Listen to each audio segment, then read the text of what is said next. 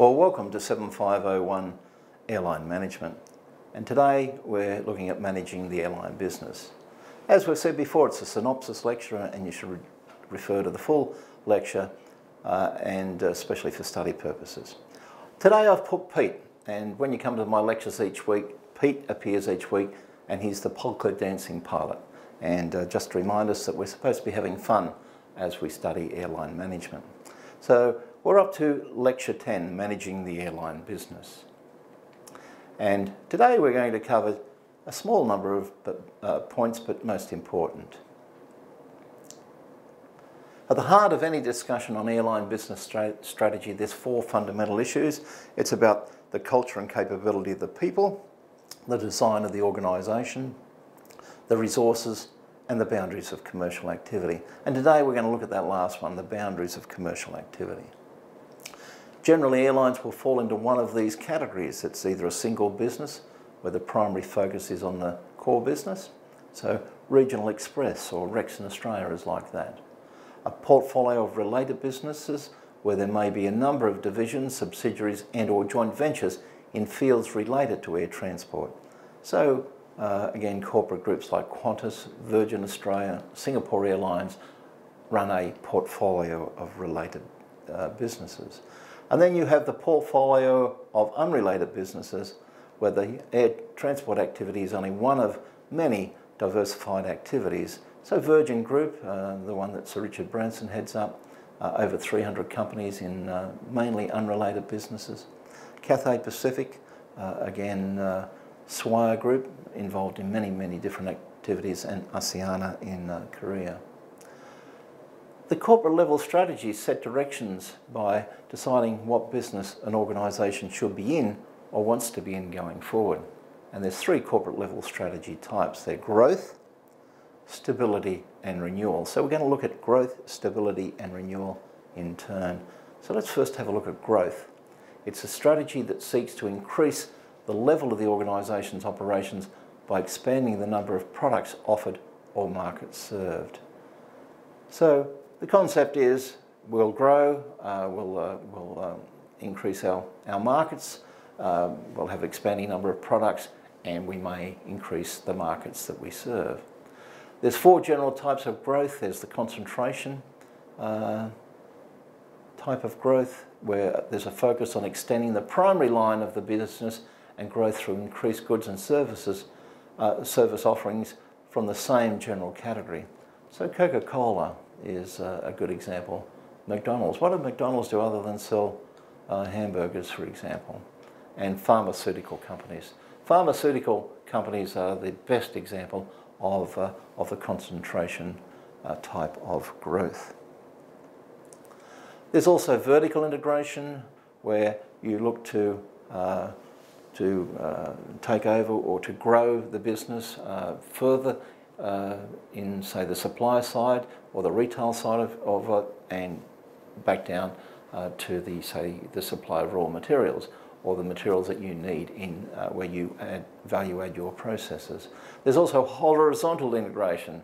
So running an airline, airlines used to be very big on horizontal integration. So anything to do with the airline, like catering or ground support equipment, and that the airlines used to try and have control of all those different aspects that added to their passenger or cargo businesses.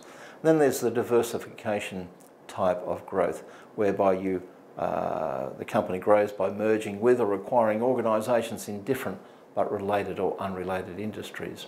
And Hyundai in Korea is a very good example of a company growing through diversification. There's a stability strategy as a corporate level strategy. It's a situation which is characterised by an absence of significant strategic change in regard to market presence. So you'd use a stability strategy in times of rapid political, economic or social upheaval, in times of slow or no growth opportunities, and when bigger is not always a goal. Often a family company, for example, would pursue a stability strategy. There's the renewal strategy, when an organisation has come to a point where there's weaknesses that have led to performance declines, And you need then to have either a retrenchment, so it's a short-run reduction in outlays, or a turnaround, where a major change in strategic direction is implemented to grow the industry again. And again, you see good examples of both of those renewal strategies in the airline industry. For example, Virgin Australia, when John Borghetti took it over, pursued a textbook turnaround strategy. So remembering the corporate level strategy sets the organisation's direction by deciding what business it should be in or wants to be in going forward. And there are three strategy types, as I've just discussed: growth, stability and renewal. And the question that we ask ourselves, of which of these three strategies should I use in running the organisation? And the answer, of course, to that is I will use a combination of these as required across the business. So it's not that you're locked totally into a growth or totally locked into a stability or renewal. They're not mutually exclusive. Often different aspects of the business, especially in portfolio group organisations, will be being used all at the same time. The portfolio approach, or the corporate portfolio approach, is now widely used around the world, especially in airlines and multinational organisations. And the Boston Consulting Group developed a model to classify organisations and to assist managers to make strategic decisions when they're handling corporate portfolio or group structures. So about what business you want to be in. So the Boston Consulting Group said, hey, where's a philosophy, where's an approach to tell you what type of business you should be in? And the Boston Consulting Group matrix uses on the x-axis your relative market share, and on the y-axis the industry growth. And they're both shown here as high and low on the axes. So when you have, for example, a low market share but a high industry growth, it's called a question mark. When you have low in both, it's a dog. High market share and low, it's a cash cow. And for high relative market share and good or high industry growth, it's considered a star. So if you have a question mark, these businesses are in an attractive industry but have small market share. So the Boston Consulting Group said, we know that now. We know what category they're in the matrix, so what do we do with them? What do we do with them? The Boston Consulting Group said, hey, what's the point? You only have a small market share. Why not divest it? Why bother with the overheads of managing that in your corporate portfolio business? Alternative, they said you could invest in it and try and turn it into a star. With a dog, and again, you'll often hear these terms in the business press. You'll often hear that a company is a dog, or it's a cash cow, or a question mark or a star. So you'll often hear these terms used. But if you have a dog, these businesses are high risk, as better placed competitors may take your market share because you've got low market share and you've got relatively low growth. So someone's going to come in and take you over. So what do you do with that? You sell or liquidate it. If you're in the cash cow area, you're generating large amounts of cash, but the opportunity for growth in that industry are limited. So what do you do with that? There's a lot of money coming in, growth is limited. What do you do with that in your portfolio? And what you try and do with that is protect it as much as you possibly can, and possibly protect it through working with as much as you can with the external environment to make sure that that protection stays there. And the star, it's fast growing and you hold a dominant share of the market with careful cash flow management required. This is one of the things that when you're a star with a high relative market share and high industry growth occurring, cash flow becomes one of the most important aspects of running one of those businesses. And the Boston Consulting Group said, you vigorously defend your position. If you take a look at, for example, Lion Air in Indonesia, it's now the highest carrier there, or carries the largest number of passengers. So it has high market share, and it's also industry growth in Indonesia. The airline industry is running at about 15%. So it's a star. It's a star by definition. But the real problem is that it needs to manage its cash flow, and its continual growth requires that to occur. In other disciplines, of course, we talk about managing safety as an airline grows quickly, and so on and so forth. Let's move on and have a look at what Michael Porter said. And Michael Porter is, again, in every management text, his writings. And in the full lecture, we hear from him personally. He said that deciding how an organisation should compete in each of its businesses includes understanding competitive advantage. And that is an organisation's distinct edge, its goods, service, quality, certification and relationships that it may have, determines that competitive edge. And it's not only important to create competitive advantage, but to sustain it. And he has done considerable work in this area and given us 2 theoretical models to assist us in our thinking. And it's the 5 forces competition model and his generic business level strategies. And again, in the full lecture, I go through this slowly and we talk about it in depth.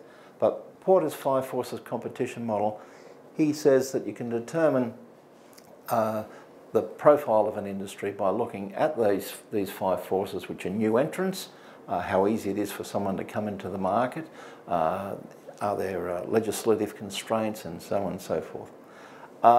The buyer power, what power do the buyers have in the marketplace?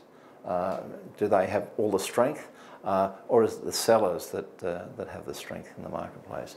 There's supplier power. Now, in the airline industry, for example, if you want to operate high capacity twin engine aircraft, there's not too many suppliers around the world, so the suppliers have a lot of power in the industry. Substitutes, so with the airline industry, what are the substitutes? Travel by road, Australia long distances, rail. In Australia, again, the rail is not well developed because of the size of our country, but in Europe, rail is a real substitute for airline travel. And all of those things go together, and with the competition in the industry, add up to industry rivalry. And he said that the 5 forces model can describe industries and how they perform and compare them against other industries as well. So, for example, the pharmaceutical industry we spoke about earlier. The pharmaceutical industry, new entrants, difficult, buyer power is low, they control the suppliers, substitutes are few, industry rivalry means that is less, because there's only a small number of them, and they're all highly profitable. You look at the airline industry, say in Europe, many new entrants, supplier power, supply of aircraft, etc., but supplier labour, low, buyer power, they can go, they have a lot of power of where they spend their dollars, lots of substitutes, so there's fierce rivalry. So from that perspective, Porter's 5 forces model is a simplistic way to have a look at the industry that you're involved in, or your organisation, and make some observations. Michael Porter's 5 forces competition model tells us why some industries are more profitable than others. And he would describe, in the Boston Consulting Group terms, the pharmaceutical industry, a star, and the airline industry, a dog. Michael Porter also tells us that there are 3, and the question mark is there 4, generic business level strategies that managers can follow to gain competitive advantage. So we're after finding our place in the market, we're after our competitive advantage. And the concept is more descriptive than prescriptive. Like a lot of these things that we talk about here, are they true in every case? No, but they do provide us a description of what's occurring out there, and then an ability to use those terms to discuss them with each other. But the approach allows us to compare the various approaches taken by organisations. So firstly, cost leadership. This is where an organisation is the lowest cost producer in its industry. And companies strive to compete on price and attract your money. And one of the best examples in the airline industry is AirAsia, which is the lowest cost provider of seats in the airline industry in the world, has been now for 5 years. And its generic level business strategy is cost leadership. It's competing on price and it's growing quite well as a result. Differentiation. This is the generic level business strategy where an organisation offers unique products that are widely valued by customers. So in general terms, what a differentiator needs to do is say, hey, I may not be the cheapest, but hey, I have a value proposition here for you that what I'm offering you overall is better than the cheapest. So a good example in the car industry, it's not the cheapest car to buy a Mercedes, but it's, they would say, the safest, the best engineered, the best assembled, the highest quality materials used. But in reality, they both take us from A to B. So their function is the same, but the Mercedes is a differentiator.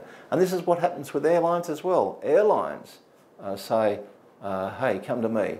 You know, Qantas, come to us. Best service. We'll give you an excellent experience if you fly Qantas. We'll include the baggage. You get an in-flight refreshment, and so on and so forth. All as part of the price that we offer. So they're differentiators. So cost leaders versus differentiators.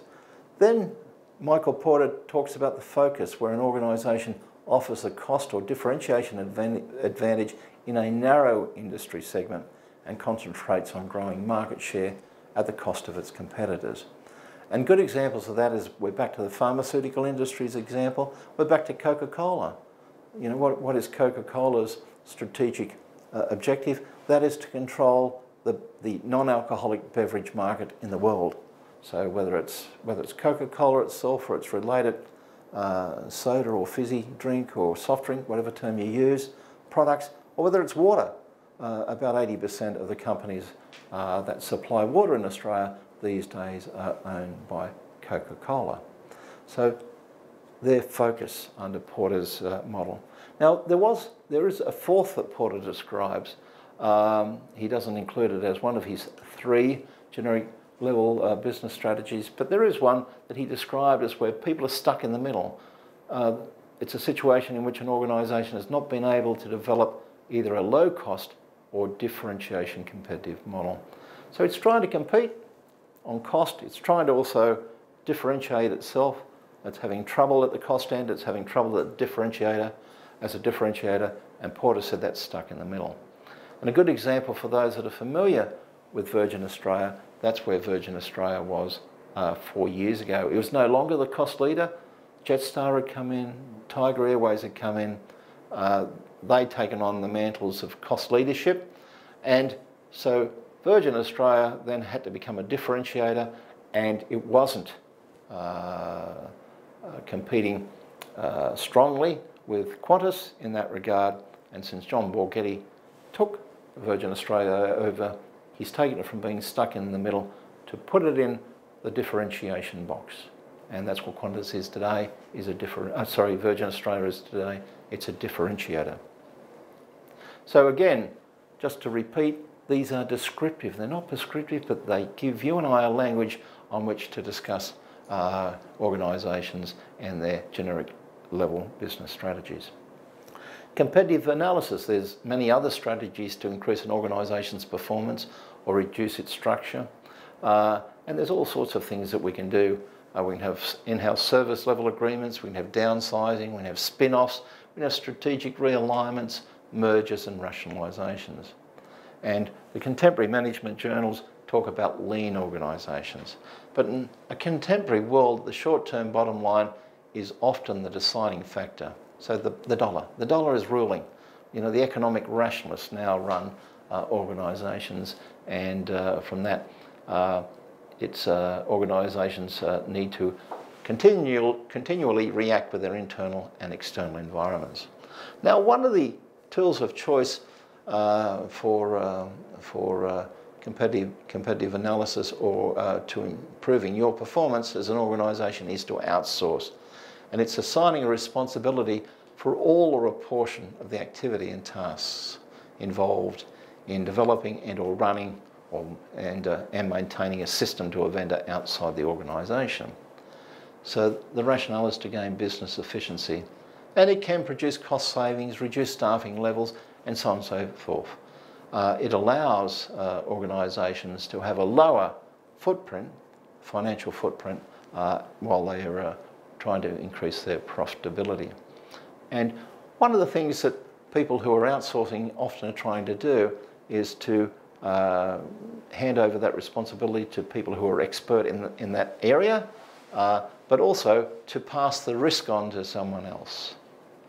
The disadvantages of outsourcing: you have a loss of control, reduced quality, reduced ownership, and so on and so forth. If you outsource everything, you can run what they now call in the management text a hollow organisation. And these can be very successful. Look at some internet marketing sites. They're hollow organisations. You'll buy something from them. They don't, in fact, have the stock on hand. They source it from someone else. But people can be successful with hollow organisations. And there are a number of hollow airlines in Europe, for example, operating in the travel sector. We also spoke in an earlier lecture about the effects on corporate morale and culture that needed to be considered with outsourcing. So again, that's something to take into account. Okay, this is the learning points for this lecture. And that was managing the airline business. But just before I finish the lecture, I did want to mention something to you. At this time, Griffith University will seek your views by filling out or seeking for you to fill out some online surveys. And they're two actual surveys. One is the student evaluation of course, or the SEC, and it's about the course content, and the student evaluation of teaching, or SET, and it's about the lecturer. And for this subject, that's obviously me. So the one that ends in C is about the course. The one that ends in T is about teaching. I encourage you to complete the surveys because without student feedback, Griffith University takes the view that the course isn't meeting the students' expectations, and that places this and other aviation courses at risk. So I seek your cooperation to make sure that you fill out the SECs about the course and the SETs about teaching. Well, thank you for that too. Okay, next week, or the next lecture, we'll be looking at auditing everything we do, and I look forward to seeing you then. Thank you.